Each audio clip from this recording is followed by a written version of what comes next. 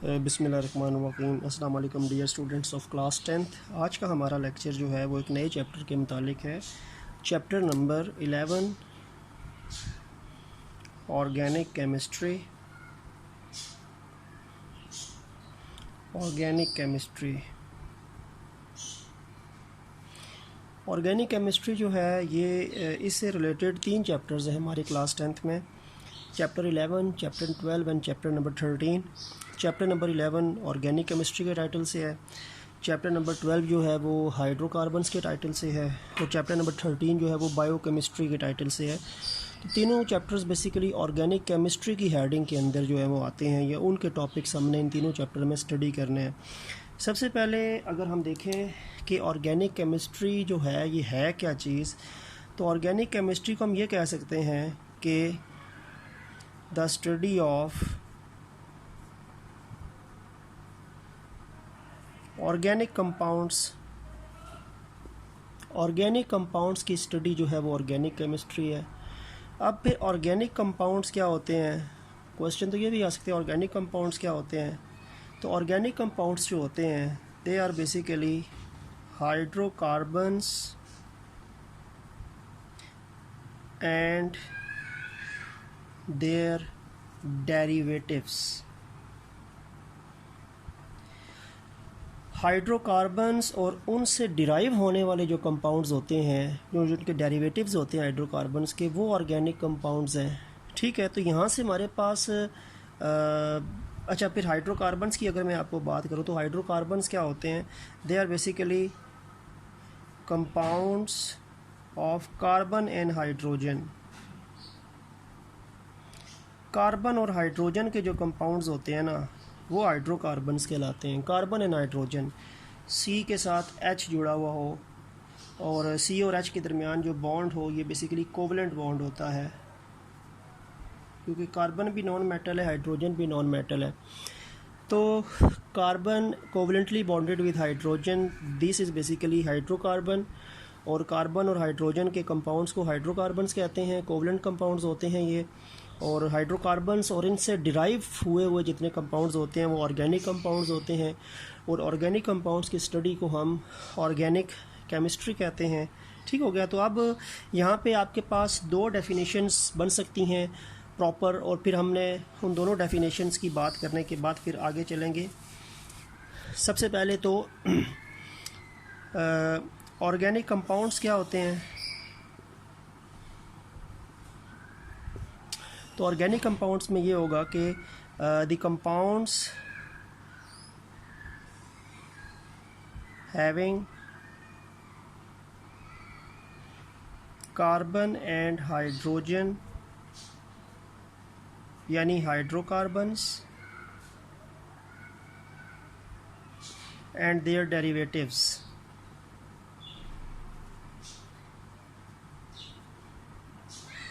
वो कंपाउंड्स जो हाइड्रोकार्बन्स हैं और उनके जो डेरिवेटिव्स हैं they are basically known as organic compounds. तो ऑर्गेनिक कंपाउंड्स ऐसे कंपाउंड्स होते हैं जो हाइड्रोकार्बन्स पे मुश्तमिल होते हैं और उनके डेरिवेटिव्स पे मुश्तमिल होते हैं।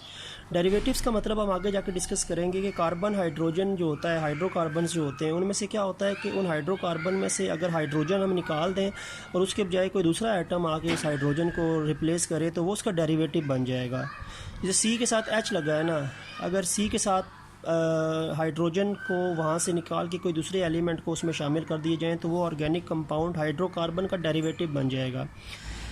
तो ये तो ऑर्गेनिक कंपाउंड की डेफिनेशन होती है कि ऑर्गेनिक कंपाउंड्स क्या होते हैं। ऑर्गेनिक कंपाउंड्स ऐसे कंपाउंड्स होते हैं जो हाइड्रोकार्बन्स या उनके डेरिवेटिव्स होते हैं। ठीक हो गया। और फिर ऑर्गेनिक केमिस्ट्री की बात कर लेते हैं। तो जैसे मैंने आपको स्टडी ऑफ ऑर्गेनिक कंपाउंड्स बताया था, तो ऑर्गेनिक कंपाउंड तो हाइड्रोकार्बन्स है ना, तो ये बन सकता है कि the study of hydrocarbons and their derivatives. Hydrocarbons और उनके डेरिवेटिव्स की जो स्टडी होती है ना उसको हम ऑर्गेनिक केमिस्ट्री कहते हैं। तो ये ऑर्गेनिक केमिस्ट्री की डेफिनेशन हो जाएगी और ये ऑर्गेनिक कंपाउंड्स की डेफिनेशन हो जाएगी आपके पास। तो शुरू में ये 2 डेफिनेशंस में से क्वेश्चन आपके पास बन सकते हैं। इसके बाद ये मैं आपको बता दूं कि जितने भी अभी तक कंपाउंड्स डिस्कवर हुए हैं, केमिकल कंपाउंड जितने भी डिस्कवर हुए हैं, अगर मैं यहाँ पे लिखता हूँ कि जितने भी केमिकल कंपाउंड्स की अभी तक डिस्कवरी हुई है, उनमें से 95% जो कंपाउंड्स हैं वो ऑर्गेनिक कंपाउंड्स हैं, दे आर ऑर्गेनिक कंपाउंड्स। तो ऑर्गेनिक कंपाउंड जो हैं, और तकरीबन 5% जो है वो इनऑर्गेनिक कंपाउंड्स हैं। तो यानी आउट ऑफ यानी अभी तक जितनी भी डिस्कवरी हुई है और जितने भी केमिकल कंपाउंड्स की डिस्कवरी हुई है, उनका 95% हिस्सा जो है वो कार्बन कंपाउंड्स पे मुश्तमिल है, जो मैक्सिमम ऑर्गेनिक कंपाउंड की कैटेगरी में आते हैं, और 5% जो है वो इनऑर्गेनिक कंपाउंड की कैटेगरी में आते हैं। ठीक है, तो अब ऑर्गेनिक कंपाउंड इतने ज़्यादा न्यूमरस क्यों हैं, ऑर्गेनिक कंपाउंड इतनी ज़्यादा अबंडेंट क्यों है? Out of total compounds 95% compounds are basically carbon and their derivatives, या हाइड्रोकार्बन्स एंड देयर डेरिवेटिव्स। तो इस इतनी बड़ी मैग्नीट्यूड, इतने बड़े डाइवर्सिटी, इतनी बड़ी अबंडेंस की क्या वजह है? तो ये आपका टॉपिक बनेगा जो आपकी बुक में मेंशन है। ये शुरू का टॉपिक है, chemical diversity and magnitude of organic compound. Chemical diversity and magnitude of organic compounds। ठीक है, यानी इतनी ज़्यादा डाइवर्सिटी क्यों है ऑर्गेनिक कंपाउंड्स की? इसको हम ये भी कह सकते हैं कि why organic compounds are numerous. Organic compound numerous क्यों है? ऑर्गेनिक कंपाउंड अबंडेंट क्यों है, ज़्यादा क्यों एग्जिस्ट करती हैं? रीज़न्स हमने डिस्कस करनी है कि ऑर्गेनिक कंपाउंड का इतनी वाफिर मिकदार में मौजूदगी किस वजह से है। वो कुछ ऐसी प्रॉपर्टीज़ हैं जो ऑर्गेनिक कंपाउंड्स को बहुत ज़्यादा न्यूमरस करती हैं, जो इनको बहुत ज़्यादा आप कह सकते हैं कि इनकी प्रेजेंस की वजह बनती हैं कि इतने ज़्यादा ऑर्गेनिक कंपाउंड्स क्यों हैं। तो उसमें 3 प्रॉपर्टीज़ हैं, मेन 3 प्रॉपर्टीज़ हैं। एक है कैटिनेशन, एक है आइसोमरिज्म, और तीसरा है कि stable bonding of carbon atom with itself and other elements। कि आपके पास इतने ज़्यादा मिक़दार में ऑर्गेनिक कंपाउंड की प्रेजेंस क्यों है? तो इसमें 3 चीज़ें हैं कि कार्बन के अंदर एक प्रॉपर्टी कैटिनेशन की है, फिर आइसोमरिज्म है, और फिर हमने देखना है कि स्टेबल बॉन्डिंग है। कार्बन की कार्बन के साथ या कार्बन की दूसरे एटम्स के साथ बॉन्डिंग स्टेबल है, और ये बॉन्डिंग जो है ना, ये सिंगल बॉन्ड भी बनाता है कार्बन, डबल भी बनाता है, ट्रिपल भी बनाता है।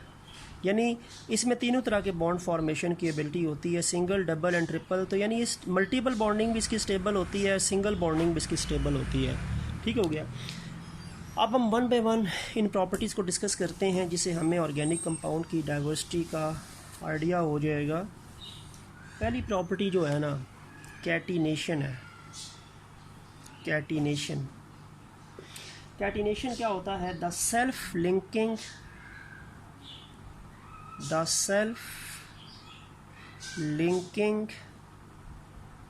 Ability of carbon. कार्बन के पास ये एबिलिटी होती है कि वो सेल्फ लिंक होता है, कार्बन अपने साथ लिंक करता है, कार्बन अपने जैसे दूसरे एटम के साथ लिंक करता है। तो self linking ability of carbon is called catenation. यानी कार्बन का कार्बन के साथ बॉन्ड बनाना, अपने दूसरे एटम के साथ लिंक होना, डैट इज़ कैटिनेशन। और कार्बन की कैटिनेशन प्रॉपर्टी है कि कार्बन दूसरे कार्बन के साथ बॉन्डिंग बनाता है। ये बॉन्डिंग स्ट्रेट फॉर्म में भी बनाता है, कार्बन दूसरे कार्बन के साथ बॉन्डिंग ब्रांचेस की फॉर्म में भी बनाता है, ब्रांच फॉर्म में भी ब्रांचेस इसकी यानी होती है, बॉन्डिंग होती है, लिंकिंग होती है। और ये क्लोज स्ट्रक्चर जो होते हैं, रिंग फॉर्म में भी बनाता है। यानी ये स्ट्रेट चेन स्ट्रक्चर भी बनाता है कार्बन दूसरे कार्बन एटम के साथ, सेल्फ लिंकिंग ही है ना, सी और सी के दरमियान बॉन्डिंग है, ये भी सी और सी के दरमियान बॉन्डिंग है, ये भी सी और सी के दरमियान बॉन्डिंग है। ये बॉन्डिंग स्ट्रेट चेन में भी होती है, ब्रांच्ड चेन्स में भी होती है और रिंग फॉर्म में भी होती है, क्लोज चेन्स की फॉर्म में भी होती है। तो कार्बन का दूसरे कार्बन के साथ लिंक होना ये कैटिनेशन कहलाता है, और कार्बन दूसरे कार्बन से लिंक होकर लंबी लंबी चेन्स बनाता है। इसमें कई एटम्स की तादाद जो होती है वो बहुत ज़्यादा मिकदार में सर्वाइव होते हैं। कार्बन के अपने साथ जो एटम्स मिलते हैं रिंग्स की फॉर्म में भी होते हैं, ठीक है, और चेन्स की फॉर्म में भी होते हैं। तो तकरीबन आप कह सकते कोई लिमिट नहीं होती। कार्बन अपने साथ कार्बन के बेतहाशा एटम्स जो होते हैं वो लिंक करके बड़ी लंबी लंबी चेन्स बनाता है, और फिर उनमें डाइवर्सिटी भी इसी वजह से होती है कि उसमें कार्बन के नंबर जितने ज़्यादा होंगे उतना नया कंपाउंड होगा। एक कार्बन एटम कम कर दें दूसरा कंपाउंड हो जाएगा, एक और कार्बन एटम कम कर दें और कंपाउंड हो जाएगा। तो कार्बन के एटम बढ़ते जाएंगे कैटिनेशन में, तो वो कंपाउंड की डाइवर्सिटी भी चेंज होती जाएगी। फिर जब ब्रांच आ जाती है तो ये और नए तरह के ऑर्गेनिक कंपाउंड कहलाएगा। एक अनब्रांच्ड कार्बन एटम और ब्रांच कार्बन एटम दो डिफरेंट कैटेगरी से बिलोंग करते हैं। फिर ये रिंग फॉर्म में जब आता है तो ये अलग चीज़ है। रिंग 3 से कम 3 कार्बन एटम से रिंग शुरू होता है। ये 4 का रिंग भी बनता है, 4 का भी बन सकता है, ठीक हो गया। 4 का भी रिंग होता है, 5 का भी होता है, ठीक है, 6 का भी होता है। ये तो बेताशा आपके पास जो है वो बनेंगे। तो कार्बन जो है वो इस तरह करके डिफरेंट रिंग लाइक स्ट्रक्चर्स बनाता है, क्लोज चेन स्ट्रक्चर बनाता है। कार्बन की अपने साथ लिंकिंग एबिलिटी होती है।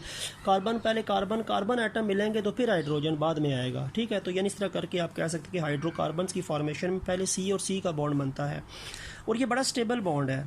कार्बन का जो अपने साथ बॉन्ड बनता है ना, ये बड़ा स्टेबल होता है, और इसकी फॉर्मेशन में भी और इसकी ब्रेकिंग में भी अगर इसको ब्रेक करना होगा तो हमें काफ़ी ज़्यादा अमाउंट ऑफ एनर्जी जो होती है वो इसमें देनी पड़ती है। तो ये कार्बन का जो आप कह सकते हैं यानी एनर्जी एब्जॉर्ब करके इसने अपने आप को ब्रेक करना है।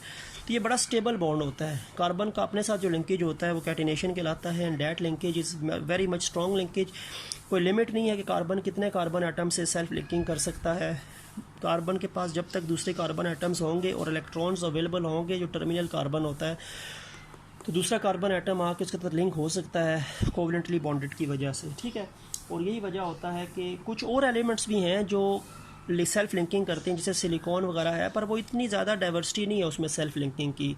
उसमें डाइवर्सिटी कुछ लिमिटेड तादाद तक है, पर इतनी ज़्यादा डाइवर्सिटी जैसे कार्बन की अपने साथ लिंक करने की एबिलिटी बहुत ज़्यादा आप कह सकते हैं टाइप्स में पाई जाती है। तो ऐसी टाइप्स में कोई और दूसरे कंपाउंड्स की एबिलिटी नहीं होती। तो ये भी वजह है कि कार्बन के कंपाउंड्स जो होते हैं वो 1000 और मिलियंस की फॉर्म में आपको मिलते हैं बिकॉज ऑफ दिस कैटिनेशन। तो कैटिनेशन का प्रॉपर्टी और किसी एलिमेंट के पास कार्बन के अलावा एग्जिस्ट नहीं करती, और ये बॉन्ड जो बनता है ये बड़ा स्टेबल बॉन्ड होता है। कार्बन का काफ़ी स्टेबल बॉन्ड होता है, और ये बहुत ज़्यादा एनर्जी इसको चाहिए होती है ब्रेक होने के लिए, ठीक हो गया। अच्छा, फिर इसमें हम ये कह सकते हैं कि आपके पास जो कंपाउंड हैं ऑर्गेनिक कंपाउंड्स, उसकी दूसरी बड़ी अहम वजह है बहुत ज़्यादा डाइवर्सिफाई होने की, आइसोमरिज्म। अच्छा, आइसोमरिज्म क्या होता है कि ये भी प्रॉपर्टी ऑर्गेनिक कंपाउंड्स की है, ठीक है। और ऑर्गेनिक कंपाउंड्स के अंदर क्या होता है, ऑर्गेनिक कंपाउंड्स के अंदर ये होता है कि in these compound they have, मैं अगर डेफिनेशन लिखूँ, the compounds having same molecular formula but different arrangement of atoms in their molecules.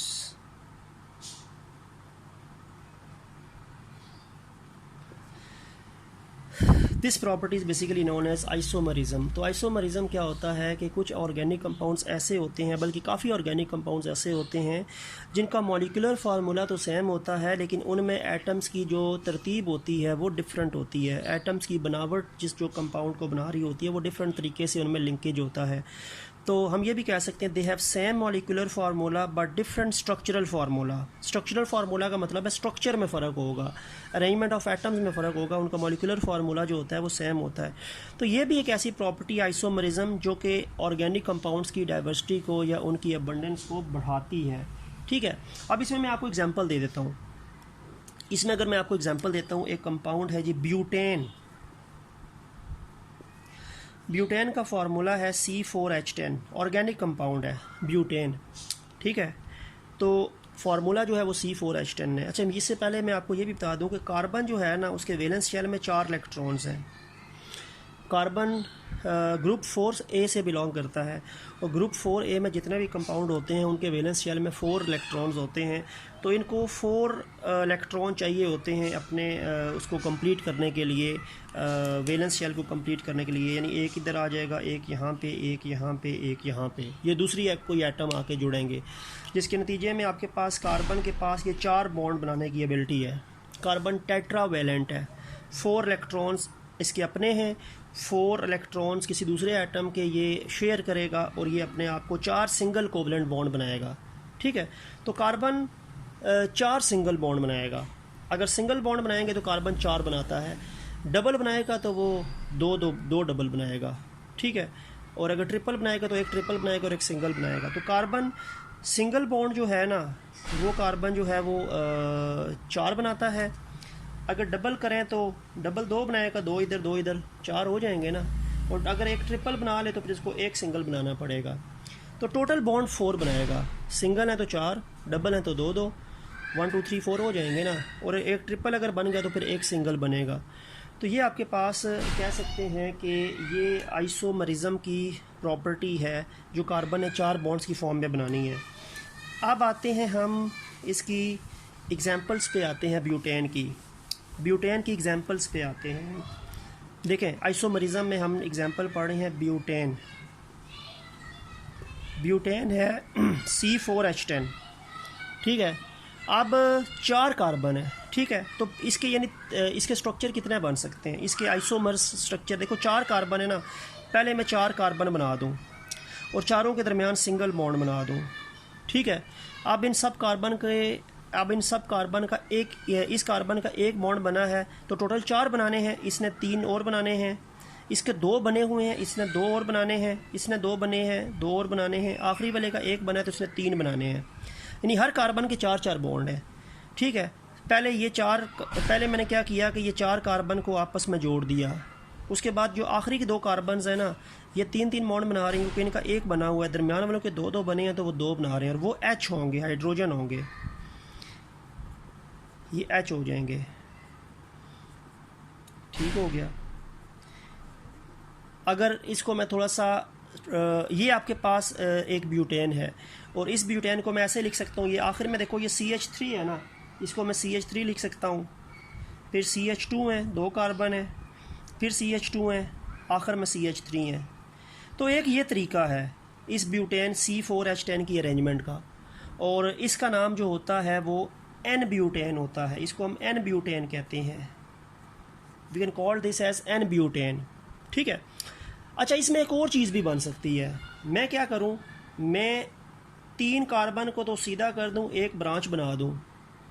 3 carbon straight हैं, एक ब्रांच बन गई। यहाँ पे 4 कार्बन स्ट्रेट थे, साइड पे हाइड्रोजन थे। अब मैंने क्या किया, एक और पॉसिबिलिटी है कि 3 कार्बन स्ट्रेट हैं, एक ब्रांच बन गई है। अब बाकी बॉन्ड हाइड्रोजन के जोड़ते हैं। इसका 1 बॉन्ड बना है तो 3 बनेंगे, H H H। इस कार्बन के 3 बॉन्ड बने हैं तो 1 बनेगा। इस कार्बन का 1 बॉन्ड बना है तो 3 बनेंगे,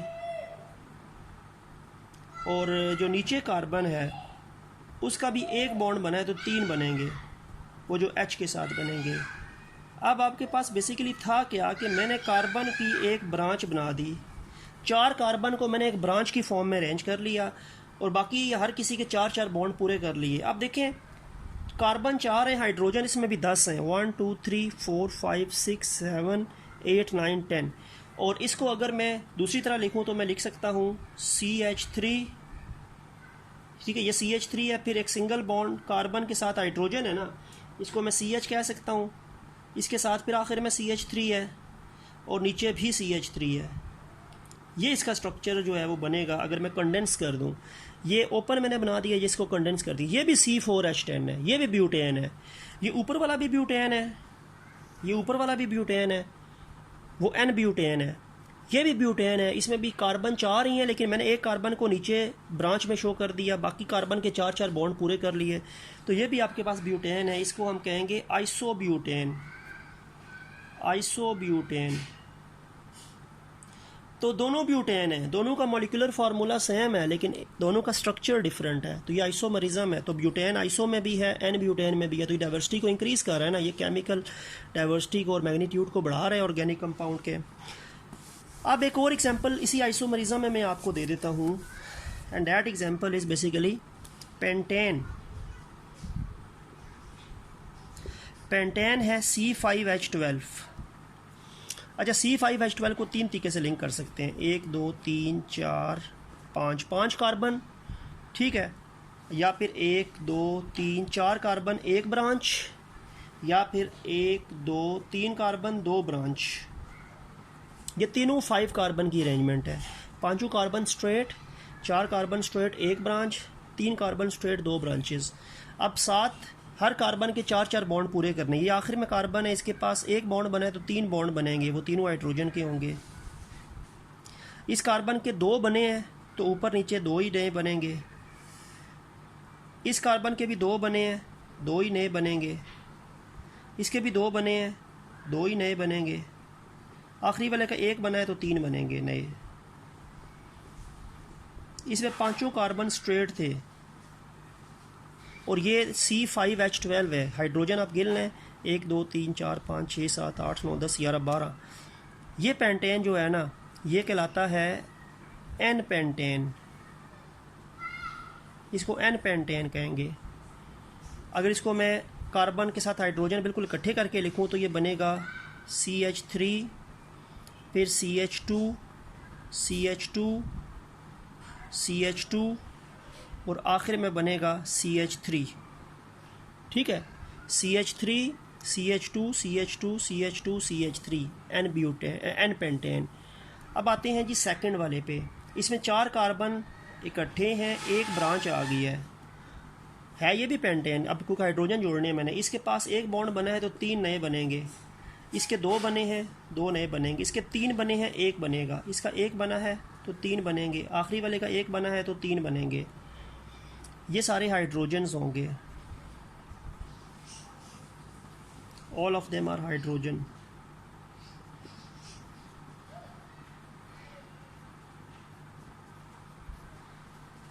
हर कार्बन को 4 बॉन्ड से बना दिया। इसको अगर मैं, ये भी कार्बन 5 है, हाइड्रोजन 12 है, 1 2 3 4 5 6 7 8 9 10 11 12। ये कहलाएगा isopentane. This is called as isopentane. और इसको अगर मैं थोड़ा सा कंडेंस कर दूं तो ये सबसे शुरू में CH3 है, फिर CH2 है, फिर CH है, आखिर में CH3 है, और चौथे CH के नीचे भी CH3 है, इसके नीचे भी CH3 है। ये कंडेंस बन जाएगा इसका, ठीक है। ये आइसोपेंटेन हो जाएगा, C5H12 आइसोपेंटेन। अब इसमें मैं क्या कर रहा हूँ, ये आखिरी वाला जो है, इसमें मैंने 3 कार्बन इकट्ठे सीधे किए हैं, 2 मैंने ब्रांचेस बना दिए हैं, और हर कार्बन के पास 4 बॉन्ड बनाने। इस कार्बन का 1 बॉन्ड बना है ना, ये तो 3 नए बनेंगे। इसका भी 1 बना है तो 3 बनेंगे। इसका भी 1 बना है तो 3 बनेंगे। इसका भी 1 बना है तो 3 बनेंगे, ठीक है। ऊपर कर देता हूँ थोड़ा सा, ऐसे कर देता हूँ, ऊपर एक बना दिया। अब दरमियान वाले कार्बन के 4 बॉन्ड पूरे बने हैं, बस जो आगे पीछे या इसके जो अराउंड है ना उसके बने हैं जी, 1 बॉन्ड था तो 3 बन गए। ये सारे H होंगे, all of them will be H।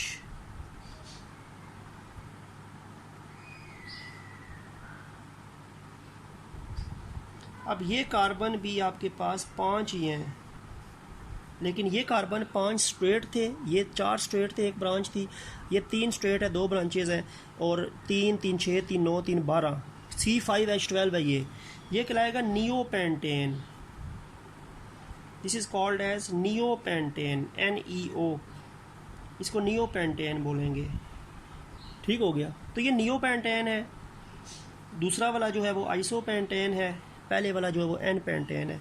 इसको मैं कंडेंस करूं तो देखो CH3, फिर दरमियान वाले कार्बन, फिर यहाँ पे भी CH3, ऊपर भी CH3, नीचे भी CH3, जिसका कंडेंस स्ट्रक्चर बन जाएगा। ये इसका मैंने फार्मूला वाइज बना दिया, बॉन्ड शो कर दी, और ये इसका मैंने कंडेंस बना दिया। तो पेंटेन के 3 आइसोमर्स हैं, एक एन पेंटेन, एक आइसोपेंटेन और एक नियोपेंटेन। तो ये ऑर्गेनिक कंपाउंड की डाइवर्सिटी को इंक्रीज ही तो कर रहा है ना। कंपाउंड है कि एक ही है, तीनों का मॉलिक्यूलर फार्मूला सेम है C5H12, लेकिन तीनों के अंदर अरेंजमेंट ऑफ एटम्स में फ़र्क आ गया। तो ये भी तो केमिकल कंपाउंड्स की, ऑर्गेनिक कंपाउंड की डाइवर्सिटी को बढ़ाता है, क्योंकि इनऑर्गेनिक कंपाउंड के अंदर एक ही अरेंजमेंट होती है, उनका मॉलिक्यूलर फार्मूला और स्ट्रक्चरल फार्मूला सेम होता है। लेकिन इनका मॉलिक्यूलर फार्मूला तो सेम है, लेकिन इसमें एक ही कंपाउंड में डिफरेंट अरेंजमेंट ऑफ एटम्स आपको मिलेंगे जो आइसोमेरिज्म्स कहलाते हैं। और ये जितने भी आपके पास अरेंजमेंट्स होंगे ये आइसोमर्स कहलाएंगे। जैसे पेंटेन के 3 आइसोमर्स हैं, n pentane, isopentane, neopentane. Butane के 2 आइसोमर्स थे, एन ब्यूटेन और आइसोब्यूटेन। तो ये स्ट्रक्चर्स आपको ऑर्गेनिक कंपाउंड की डाइवर्सिटी को इन्हेंस करते हैं, ठीक है। और लास्ट चीज़ थी कि ऑर्गेनिक कंपाउंड की डाइवर्सिटी इतनी ज़्यादा क्यों है, तो वो बात ये है कि कार्बन के, मैंने अभी आपको सिंगल बॉन्ड तो बताए हैं ना, लेकिन थर्ड प्रॉपर्टी ये है कि जो कार्बन है ये मल्टीपल बॉन्ड्स भी बनाता है, और वो मल्टीपल बॉन्ड्स बहुत ज़्यादा स्टेबल होते हैं। It form stable multiple bonds. अपने साथ तो कार्बन के सिंगल वगैरह बनते हैं, डबल भी बनते हैं, ट्रिपल भी बनते हैं, लेकिन इसके मल्टीपल बॉन्ड भी स्टेबल होते हैं। जैसे मैं ये कह सकता हूँ कि कार्बन से डबल बॉन्ड भी बनता है, कार्बन से ट्रिपल बॉन्ड भी बनता है, वो भी स्टेबल है। सिंगल तो है ही स्टेबल ना। कार्बन का ऑक्सीजन के साथ बनता बॉन्ड वो भी स्टेबल है, कार्बन का नाइट्रोजन से ट्रिपल बॉन्ड बनता है वो भी स्टेबल है। तो कार्बन अपने साथ तो बॉन्ड बनाता ही है मल्टीपल, लेकिन कार्बन दूसरी एटम्स के साथ भी मल्टीपल बॉन्ड्स बनाता है, और वो बॉन्ड्स भी काफ़ी ज़्यादा स्टेबल होते हैं। तो स्टेबिलिटी ऑफ बॉन्ड्स जो होती है और मल्टीपल बॉन्डिंग जो होती है कार्बन की अपने साथ और दूसरे एलिमेंट्स के साथ, ये भी कार्बन के कंपाउंड्स को बहुत ज़्यादा बढ़ाती है, इन्हेंस करती है। तो ये वजह है कि कार्बन के कंपाउंड जो ऑर्गेनिक कंपाउंड्स होते हैं वो अपनी स्टेबिलिटी ऑफ बॉन्डिंग की वजह से, और वे ऑफ बॉन्डिंग उनमें सिंगल, डबल, ट्रिपल तीनों तरह की होती है। तो इस वजह से उनकी जो आप कह सकते हैं कि अबंडेंस जो होती है वो बहुत ज़्यादा है। और एक जगह पे आपकी बुक में मेंशन है कि अभी तक तकरीबन 20 मिलियन केमिकल कंपाउंड्स जो हैं वो अभी तक डिस्कवर हुए हैं या पता है। 20 मिलियन ऑर्गेनिक कंपाउंड, 20 मिलियन तकरीबन 2 करोड़ बनते हैं। तो 20 मिलियन ऑर्गेनिक कंपाउंड में से 95% जो कंपाउंड है वो कार्बन कंपाउंड्स हैं जो ऑर्गेनिक कंपाउंड की कैटेगरी में आते हैं।